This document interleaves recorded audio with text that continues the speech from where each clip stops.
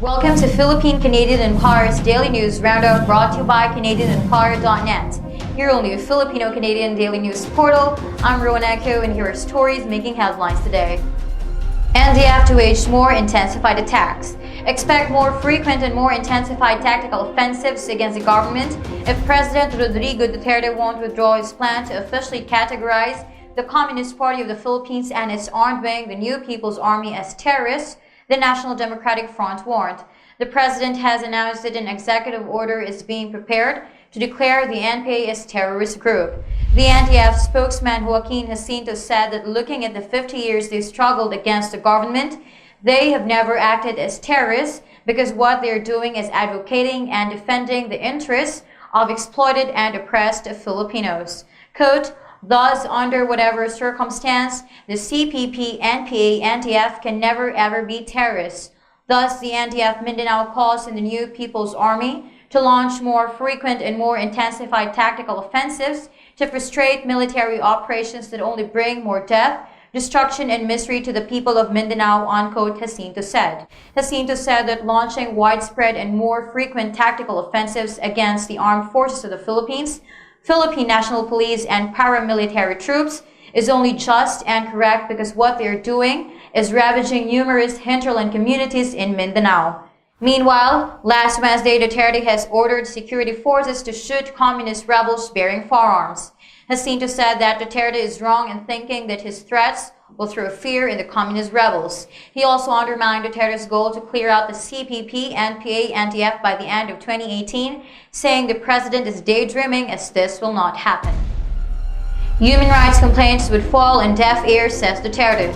President Rodrigo Duterte told local and international human rights groups that complaints in relation to the war he waged on illegal drugs would simply fall on deaf ears.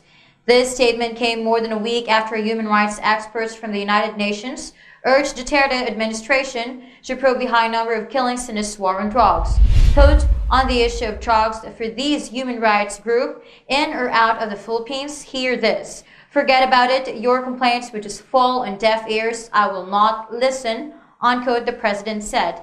Duterte stressed that illegal drugs has turned the Philippines into a country of narco-politics.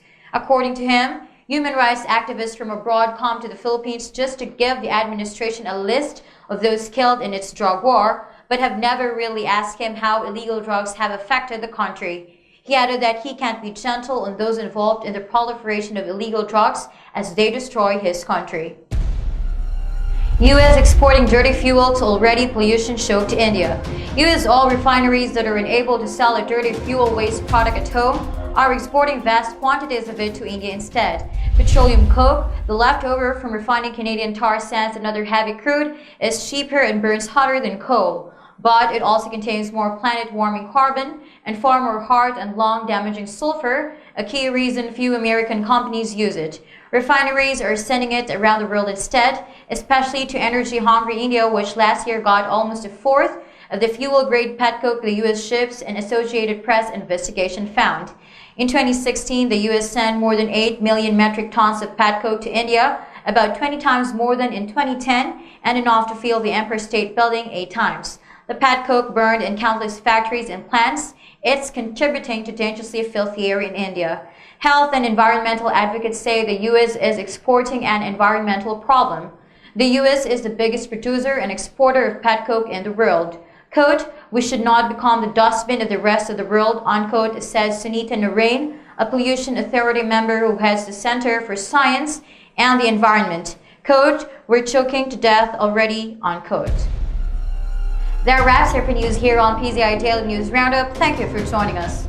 For more news stories, visit our website at www.canadianempire.net.